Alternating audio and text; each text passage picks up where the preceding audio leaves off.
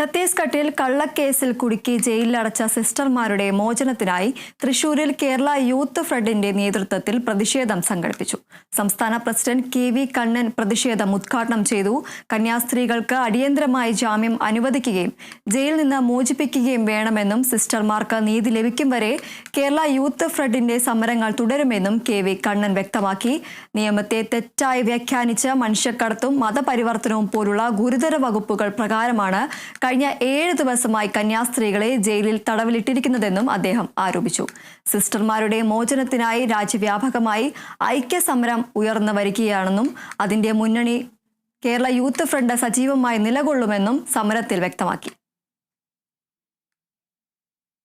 ജനാധിപത്യ രാജ്യത്ത് വളരെ നല്ല രീതിയിൽ ജീവിക്കുവാൻ ഇവിടെയുള്ള ജനങ്ങൾക്ക് അവകാശമുണ്ട്. അവരൊരു മനുഷ്യക്കടത്തിന് വന്ന കന്യാസ്ത്രീമാരല്ല.